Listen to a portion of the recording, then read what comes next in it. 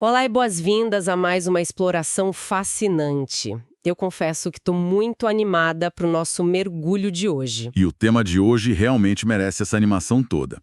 Olá para todo mundo que nos acompanha. Pois é o tipo de situação em que, olha, praticamente todos nós já estivemos em algum momento. Chega a famosa virada de ano, a gente traça aquelas metas ambiciosas, faz promessas de pé junto e temos aquela certeza absoluta de que, ai, agora vai, a vida vai mudar de verdade. Aquele otimismo de janeiro. Exatamente. Mas aí o tempo passa, chega fevereiro, meados de março, e quando a gente percebe, voltamos à estaca zero. Os velhos hábitos retornam triunfantes, e qual é a nossa reação imediata? A velha e conhecida autoculpa, sem dúvida. Aquele peso enorme na consciência. Nossa, sim. A gente pensa logo, tipo, o problema sou eu. Acreditamos que é pura falta de disciplina, uma ausência total de força de vontade ou até mesmo uma falha profunda de caráter. Mas a nossa análise profunda de hoje promete virar essa ideia de cabeça para baixo. E é uma mudança de perspectiva absolutamente necessária para quem busca um desenvolvimento real e sustentável. Com certeza. Para guiar o nosso mergulho de hoje, nós trouxemos trechos de uma transcrição fenomenal de um vídeo do canal do YouTube do Guilherme Cardoso. O título do material já diz a que veio.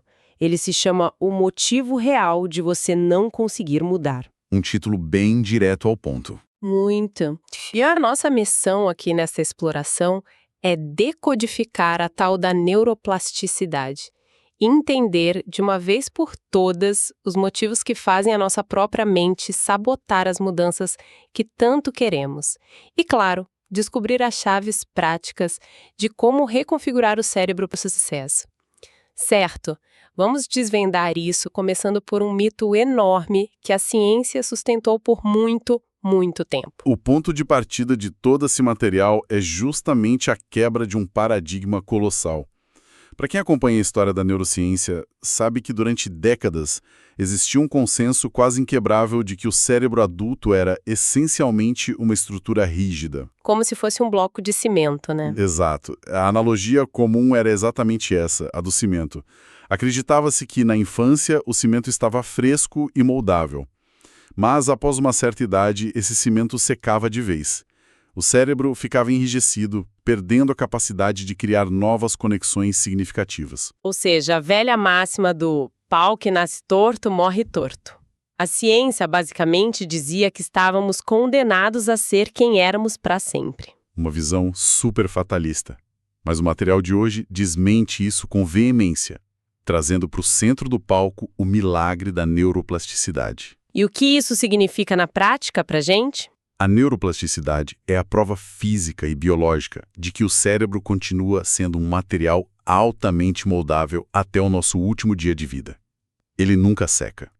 Ele tem a capacidade contínua de se adaptar, de pavimentar novos caminhos neurais e, tão importante quanto criar, de abandonar velhas rotas. Nós podemos, de forma literal e física, reprogramar os nossos padrões de comportamento. Exatamente.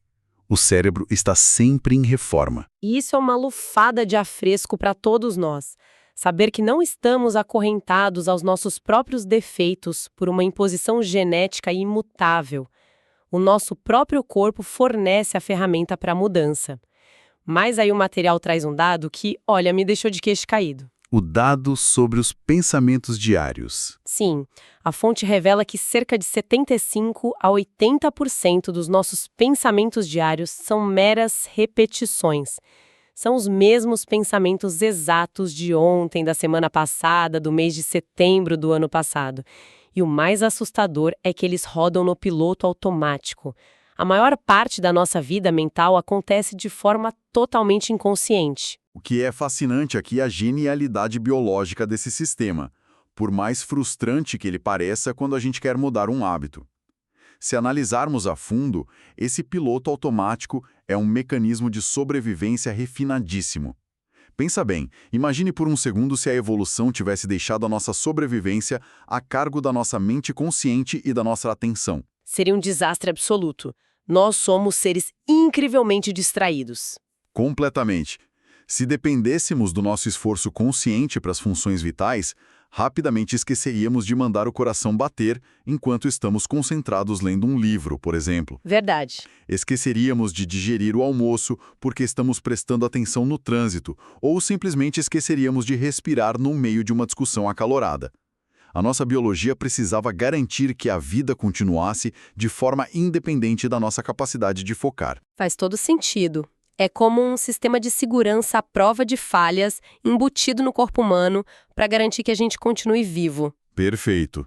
E para que esse sistema autônomo e seguro funcione sem interrupções, ele utiliza o poder do nosso inconsciente. O material faz uma analogia excelente com uma bateria. A bateria do nosso inconsciente é gigantesca, quase infinita se comparada com a bateria do nosso consciente. Espera, como assim? O consciente consome muita energia, é isso? Uma quantidade absurda de energia. O nosso consciente, que é aquela parte que raciocina, que tenta aprender um idioma novo ou que toma decisões difíceis no trabalho, queima muita caloria, exige muito do corpo. Entendi. Por outro lado, o inconsciente opera como um programa instintivo de economia extrema. Para poupar essa nossa bateria mental preciosa, ele transforma tudo que pode em padrões repetitivos. É por isso que 80% dos pensamentos são iguais. O cérebro está economizando energia ao evitar a construção de rotas neurais novas o tempo todo. Ele prefere o caminho de terra que já está batido, mesmo que esse caminho seja um hábito terrível, como comer doces de madrugada ou procrastinar. Trocando em miúdos, a preguiça de mudar não é um defeito de caráter. É o cérebro tentando economizar bateria a qualquer custo. Isso clareia muitas coisas pra gente.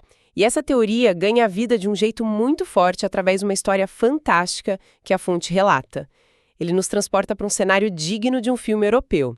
Imagine a cena com a gente. Um hotel antigo, maravilhoso e imponente na Suíça. Fim de tarde. Está rolando um happy hour chique pouco antes de um congresso médico de altíssimo nível. O cenário ideal para o que chamamos de auge profissional. Sem dúvida alguma. O autor da nossa fonte desce para esse happy hour e, do nada, se vê sentado em uma mesa conversando com nada menos que 3 autores consagrados. Profissionais que escreveram os livros que ele mesmo havia passado noites em claro estudando na prestigiada Johns Hopkins University. Um momento surreal. Ele pensa: o que eu estou fazendo no meio desses caras? Nossa, a clássica síndrome do impostor batendo com força total. É o cérebro disparando um alarme de alerta diante de um ambiente desconhecido e de alta pressão, sugerindo que talvez ele não pertença àquele lugar. Exatamente isso. É o tipo de insegurança com a qual muita gente que nos ouve agora pode se identificar, independentemente da área de atuação. Mas a reação dele é o que muda tudo. Aqui é onde a coisa fica realmente interessante. Ele não deixa essa ansiedade dominá-lo. Ele respira e faz um retorno mental até o primeiro semestre dele na universidade. Uma época bem difícil, pelo que o material descreve. Muito difícil. Uma época em que ele quase jogou a toalha. Ele ligava para os pais no Brasil implorando para desistir e voltar para casa. Imagino que os pais não tenham facilitado as coisas para ele, certo? De jeito nenhum. Eles disseram que não havia nada esperando por ele de volta e o forçaram a encarar o desafio de frente. Foi nesse momento de desespero que ele adotou o que podemos chamar de a estratégia do sílabus. O famoso sílabus americano. Isso. Para quem não está familiarizado, o sílabus é aquele documento, o programa de estudos que os professores entregam no primeiro dia de aula nas universidades americanas. Lá estava especificado que um aluno médio local precisava de cerca de 2 horas de dedicação para dominar uma determinada matéria. A tática dele foi pura matemática da força bruta. Ele compensou a dificuldade inicial com o volume de trabalho. Precisamente. Se o papel dizia que a matéria exigia 2 horas, ele sentava na cadeira e estudava 4. Se o professor dizia 1 hora, ele estudava 2. Ele simplesmente dobrava a meta de tempo e de esforço. Sem atalhos, sem genialidade inata, apenas o dobro do tempo aplicado. E essa atitude pragmática tem um embasamento científico belíssimo, que é detalhado no material. Isso se conecta de forma muito direta com um estudo acadêmico revelador que eles mencionam. Os pesquisadores fizeram uma comparação de desempenho em matemática entre estudantes americanos e estudantes japoneses. E o que eles descobriram? A constatação que eles fizeram derrubou o mito do talento. A superioridade notável dos alunos japoneses não era fruto de uma genética privilegiada. Não era um QI magicamente superior. Era comportamental, certo? 100% comportamental. A diferença estava puramente na quantidade de tempo e na intensidade que os japoneses aplicavam em cima dos problemas matemáticos. Quando o autor do nosso material decidiu dobrar o seu tempo de esforço lá naquele primeiro semestre sofrido, ele não estava apenas decorando páginas de um livro. Ele forçou de maneira quase braçal o início de um processo neuroplástico maciço no próprio cérebro. Ele literalmente cavou caminhos neurais novos na base da repetição obstinada. Exatamente. O talento natural até pode te dar uma vantagem de largada numa corrida de 100 metros, mas o tempo aplicado com intencionalidade é o que gera a neuroplasticidade estrutural. Ele criou um hábito tão denso e poderoso que inevitavelmente alcançou o nível dos colegas e depois os ultrapassou. É a construção física do sucesso a longo prazo. Mas vamos ser honestos. Essa virada de chave brutal geralmente não acontece num momento de tranquilidade, não é? O material introduz um termo da psicologia que define bem isso: a desassociação cognitiva. Um conceito fortíssimo. Sim. É descrito como aquele incômodo agudo, aquela dor profunda que sentimos quando olhamos para a nossa vida atual e percebemos que ela simplesmente não condiz com o potencial que sabemos que temos lá no fundo. A mente entra em atrito com a realidade. O cenário atual parece muito menor do que a nossa capacidade. E isso gera ansiedade, insatisfação crônica e muita frustração no dia a dia. Exato. Porém, a fonte faz um contraponto genial. É exatamente no pico desse desconforto absoluto que as janelas para mudança se abrem. A dor rompe o piloto automático do cérebro. Isso levanta uma questão importante. E acho crucial fazermos uma pausa para um choque de realidade necessário na nossa discussão. Por favor. É muito tentador achar que basta querer, que qualquer pessoa, não importa o quão machucada esteja emocionalmente, está pronta para simplesmente aplicar uns exercícios mentais de foco e mudar de vida do dia para a noite. É como se fosse só assistir um vídeo motivacional na internet e sair quebrando paredes. Exatamente. E não é assim que a banda toca na vida real. O material faz um alerta clínico fundamental, de uma responsabilidade enorme. Programas de mentoria, coaching de alta performance ou técnicas de reconfiguração neural não são curas milagrosas aplicáveis a todo mundo a qualquer momento. Precisamos olhar para o que o autor chama de terreno fértil. A ideia de que não adianta jogar a semente da mudança num solo intoxicado, certo? Sem tirar nem pôr. A fonte é categórica ao explicar que condições clínicas severas, como uma depressão grave, atuam como um verdadeiro bloqueio biológico e químico para a neuroplasticidade positiva. Tentar forçar exercícios de alta performance ou ficar injetando frases de positividade tóxica numa pessoa que está no meio de um quadro depressivo profundo não é só inútil, é ativamente prejudicial. Piora a situação. Muito. Isso pode agravar a sensação de fracasso e dificultar ainda mais o processo de recuperação. Gera aquele pensamento de porque eu não consigo se todo mundo consegue. É isso que destrói a pessoa por dentro. A mente precisa primeiro ser tratada. Isso exige um acompanhamento individualizado de psiquiatras e psicólogos para estabilizar a química cerebral e preparar as fundações. Apenas quando esse terreno estiver devidamente adubado e tratado, é que a janela neuroplástica se abre com segurança para a construção de novos hábitos. Saúde mental é o pré-requisito inegociável. Perfeito. Um adendo que salva vidas. É importante deixarmos isso claro. Agora, avançando um pouco mais, e partindo do pressuposto de que o terreno está fértil, a nossa fonte entra em um território que, confesso, soa quase místico na primeira leitura. Ele compartilha um relato pessoal sobre o início do contato dele com a neurolinguística e os conceitos daquele famoso livro O Segredo. Uma obra que gera opiniões bem polarizadas, vale dizer. E que nós estamos apenas relatando como parte da experiência da fonte. Exatamente, mantendo a neutralidade sempre. Mas o fato é que ele levou a sério. Ele relata testes simples no início, como visualizar uma vaga de estacionamento na porta de um shopping lotado em véspera de Natal, e a vaga aparecia. Mas a coisa ficou séria quando ele pegou o papel e caneta. O que ele fez? Ele conta que escreveu de forma super detalhada os itens que desejava para a vida dele e guardou esse pedaço de papel na carteira. Estava tudo lá. A casa dos sonhos, o carro específico que ele queria e a vontade de ter 2 filhos, formando um casal. O detalhe impressionante é que, olhando para trás anos depois, absolutamente tudo o que ele escreveu havia se materializado na vida real. Pode parecer pura mágica de atração, não acha? Se olharmos superficialmente, sim, parece misticismo puro. Mas a beleza da análise desse material é que ele foge das explicações rasas. Se conectarmos isso ao panorama geral do que viemos discutindo, a explicação não tem a ver com o universo magicamente entregando um carro na sua garagem. A fonte traduz isso através de um conceito que batizou de neurobiologia da fé. Explica melhor como isso desce para o nível prático, para o nível do corpo físico. Claro, a fé e a crença profunda não são conceitos etéreos. Elas são eventos neuroquímicos reais que acontecem dentro do crânio. Imagine o efeito placebo na medicina. Ou pense num atleta olímpico momentos antes da largada.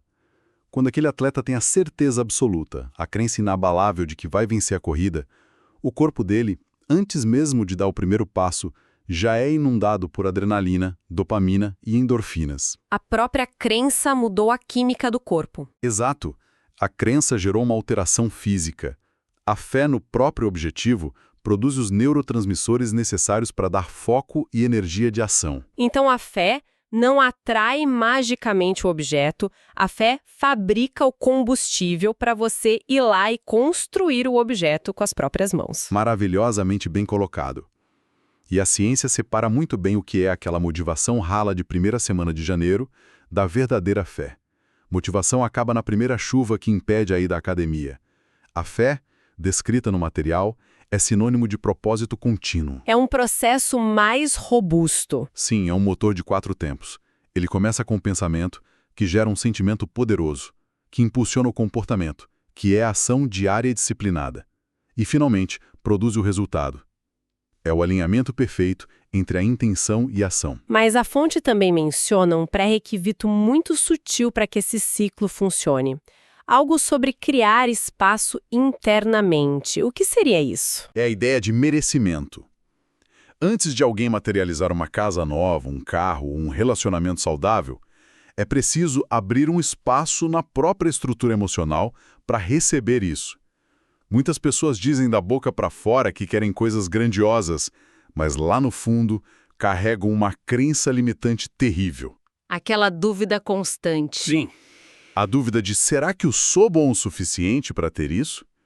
Se não houver essa autoaceitação profunda de que se é merecedor daquele sucesso, o cérebro vai dar um jeito de sabotar as ações. Se não há espaço interno, a conquista não tem onde ancorar. Uma baita armadilha invisível para nossa mente. Então, o que tudo isso significa? Vamos colocar as cartas na mesa. Temos a neuroplasticidade provando que não somos estáticos. Temos a estratégia pragmática de dobrar o esforço provando que o trabalho duro vence a falta de talento. E temos a neurobiologia provando que a fé, aliada à ação, cria o combustível neuroquímico do sucesso. É um arsenal e tanto. É sim. A lógica nos diria que todos nós deveríamos estar empolgadíssimos, correndo para aplicar essas ferramentas. No entanto, o material aponta uma contradição humana dilacerante. Muitas pessoas têm o terreno preparado, percebem o próprio potencial descomunal durante uma mentoria e, no meio do caminho, desistem. Elas fogem. Porque, em nome da razão, nós fugimos daquilo que sabemos que vai melhorar as nossas vidas. É o grande enigma humano, mas, mais uma vez, a neurociência nos dá uma explicação bastante pé no chão para isso. É a pura e simples anatomia do medo. Lembra que falamos sobre as vias neurais e a economia de energia lá no começo? Lembro a questão da bateria mental. Isso. O circuito neural da nossa zona de conforto, mesmo que seja uma zona de conforto miserável e dolorosa, é uma rodovia asfaltada de 8 pistas. É incrivelmente rápido e forte de ser percorrido pelo cérebro. Em contraste, a via neural da mudança, do novo hábito, ainda é uma estradinha de terra esburacada. Confrontar as próprias falhas, lidar com os medos profundos e assumir a responsabilidade de ser grande exige um esforço titânico. Dá muito trabalho olhar no espelho e dizer: a culpa de estar onde estou é inteiramente minha. Dá trabalho e dói muito. Ao se depararem com a responsabilidade do autoconhecimento, muitas pessoas preferem recuar para as desculpas de estimação. Elas escolhem a estagnação porque a dor da estagnação já é uma velha conhecida. O cérebro opta pelo diabo que já conhece, em vez de queimar energia para construir um anjo desconhecido. Para ilustrar esse exato momento de autossabotagem, o vídeo original traz uma metáfora visual que eu achei simplesmente brilhante. A metáfora da sala de controle. O autor descreve que tentar navegar pela vida sem entender os próprios padrões é como ser trancado dentro de uma sala de controle enorme, cheia de botões, alavancas e painéis, só que a sala está um breu total. A luz está apagada. A pessoa está operando a própria vida às cegas. Completamente. Ela tromba num botão e de repente é inundada por uma tristeza profunda. Ela esbarra numa alavanca no escuro e tem uma crise de ansiedade do nada. Ela pisa numa manivela sem querer e sabota o próprio relacionamento amoroso. E a tragédia é que ela não faz ideia do porquê essas coisas estão acontecendo. Uma sensação de impotência total. Sim. E o que a neuroplasticidade, o autoconhecimento e um bom tratamento fazem não é desmontar a sala de controle, é simplesmente acender a luz. Uma imagem perfeita.